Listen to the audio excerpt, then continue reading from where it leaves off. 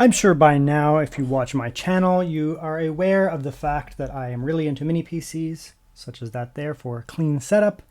I also like to use laptops quite a bit, especially on the go, and I like to game on handhelds. What is a consistent theme across that? Handheld, mini PC, laptop. Insufficient storage. Bam. Let's address that. So here is a NVMe enclosure from Tesmart. Tesmart, you can see here, I also use their KVM right there. It's fantastic. I love it and I use it all the time. Thunderbolt 5 means it's going to run faster. I have a Thunderbolt 4 set up here. I have lots of Thunderbolt 4. Thunderbolt 4 is good. It'll give you approximately 3,500 megabytes a second of transfer speed. That's good, I guess. But what about the fact that you then spend money and you get yourself a Gen 4 NVMe like this that can do something like 7,000 or 7,500 or whatever megabytes a second transfer speed? Okay, so now you've bought this expensive NVMe that you're going to be using for heavy workflow, like maybe video editing, that kind of stuff, and you have a slower NVMe enclosure, you're leaving performance on the table. Here's a look at the Tesmart website. They, generally speaking, do not make low-end, kind of cheap, low-quality products. They focus on very high quality and consistency and stuff that's going to match what they're trying to sell, which I appreciate. They have two models here. This is the Max, which they sent me today. They have the X5 Pro, a little different. The Max here has one thing that's very special about it. Now, it is a, obviously, Thunderbolt 5 enclosure, USB4, 80 gigabit enclosure, so it's going to give you very fast speeds. That'll give you up to 7,000 megabytes a second. Depends on the drive and the files you're moving, but that's pretty standard, 6,000 to 7,000 megabytes a second. Pretty good. What this one offers here, specifically with this added compatibility, is it has a two-chip design, you can see here. And what does that mean?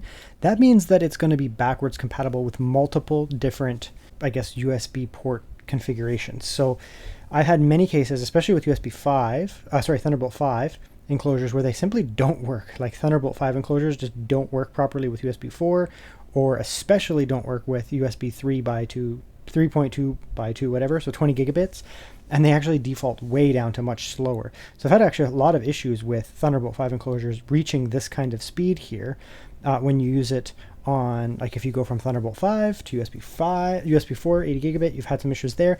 And the other thing I've also noticed is that backwards compatibility can be bad on some of them. So you can see here, you know, backwards compatibility support for 3.2, 20 gigabits. That's a major one that I noticed, where I have used Thunderbolt 5 enclosures, sometimes even Thunderbolt 4, but Thunderbolt 5 enclosures or similar, you know, USB4 80 gigabit, and they do not achieve 20 gigabit per second on a suitable port like that. So what happens is you plug it in, and it's all fine and dandy if you have a Thunderbolt 5 port or USB 5 80 gigabit, but as soon as you plug it into a slower port, it becomes super slow, right? So moving data from one machine to the other, maybe my laptop, for example, has Thunderbolt 5 or USB 4 80 gigabit, like here, right? I move it from there, and then I put it on to another device that maybe only has USB 4, and all of a sudden it's crawling along super, super slow. And that doesn't feel good. So here is a Tesmart NVMe enclosure, Thunderbolt 5 certified, I guess I'd say, from them. Gigabit, 80 gigabit here. So I'm going to test this on my Mac Mini, which it's actually slightly off camera. There's a Mac Mini right there. That's Mac Mini with M4 Pro, so it is capable of doing Thunderbolt 5. And I also have a USB 4 equipped mini PC here. I also have laptops in that too. But I'm going to test it to see, does it work? Sometimes these things aren't backward compatible, so we can test it with USB 4, and we can test it with Thunderbolt 5 and just kind of see, does it work on both? And if so, I'm sure it's going to be pretty good. So we can see here it is a metal unibody. So that's obviously it'll be an aluminum unibody there. Some exhaust and intake. I'm not sure which is which, but that's fine. 80 gigabit there.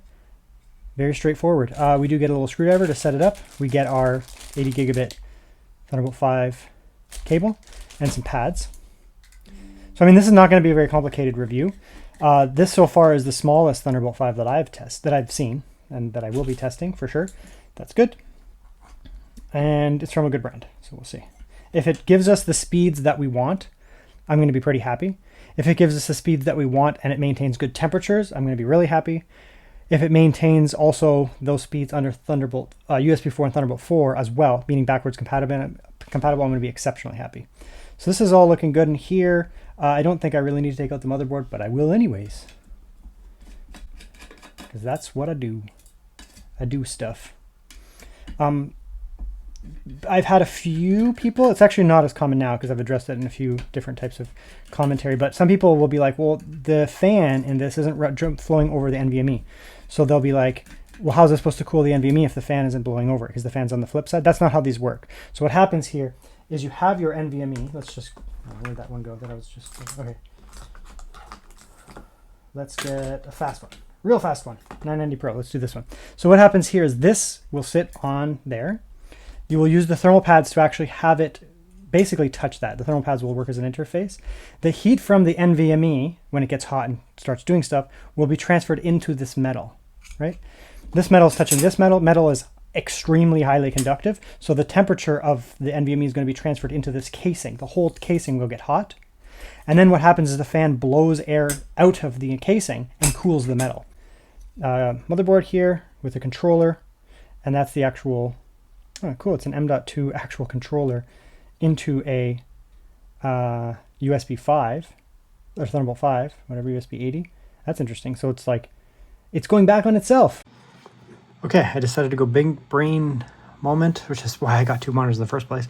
So Mac is here, Windows PC is there, as you can obviously see. We'll start with the Mac. So, okay, so we'll go with this here. We'll just run it. Pick the right drive. So select target drive, storage, and run it.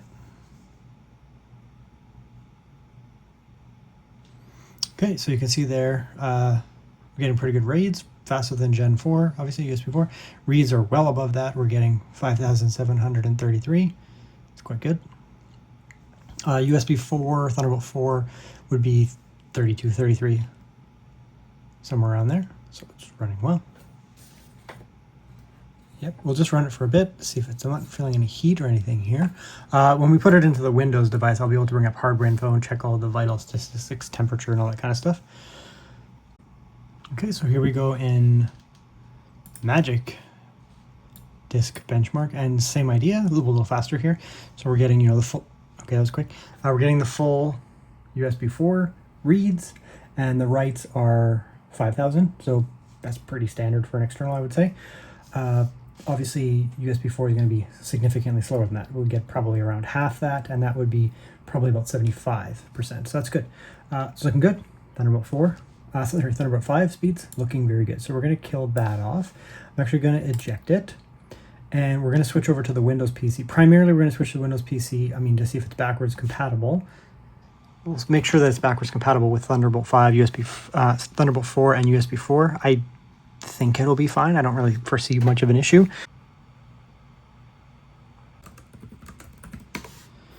I don't understand how it's so fast. It's a good thing. Yeah, so the temperatures are below 40. They're just kind of hanging out now, obviously. That's my internal, which is obviously not doing anything, so it's cool. Okay, I guess, sure, let's run it again. So this is the 4 GB here, which is the E drive, just to show you. E drive is the storage, this is my internal, and my other internal. I don't know, man. I just don't get it. So, where'd you go? 990 Pro right here. You can see it's being written to. There's like writes are going on.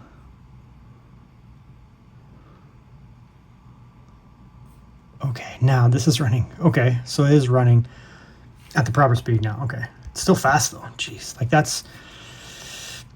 Oftentimes you'll get yourself a USB 4 enclosure and you get yourself a USB 4 cable and it doesn't run that fast. We'll run about 3,200. Limitations of the cable probably and the enclosure. Here we're like, that's the fastest I've seen from a true 40 gigabit. I don't understand what's up with that mini PC. It's just fast, I guess. So sure, minis 4 on my CU.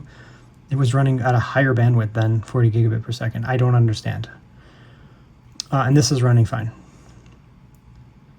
Sensors are working here now. I can feel the heat like a little bit, like I can feel there now.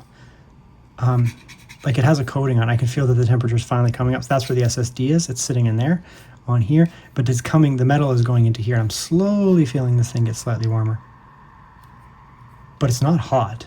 Like it's like the sensitive parts of my skin. It's like slightly above my skin temperature, I would say, right? So it's sick. Temperatures, they're already dropped way back down. We peaked at 50 degrees under.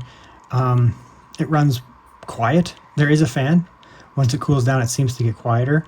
The fan does exist, but it's not going to bother me. It's quite quiet. Actually, I have another enclosure that's a Thunderbolt 4 one that actually drives me crazy, so I had to actually block off the fan because it was driving me nuts. This one doesn't do that, and it runs very cool and fast. So yeah, I'm probably just going to use this one from now on. It's smaller as well, and it's aluminum, and I know the brand is good. Like, this is my KVM from them. I have a review of that. I have another one that I just finished as well. So, I mean, yeah, I don't really quite understand how this thing is so fast on my mini PC, but it does exactly what it's supposed to do, and it runs cool. So, I mean, this one's an easy, strong recommend. Just buy it. Honestly, it's a good brand. It kind of confused me how it ran so well, and maybe it's going to give you like an Elder Guru power up to your mini PC as well. I don't know. Just, I can't figure it out. It's just very good.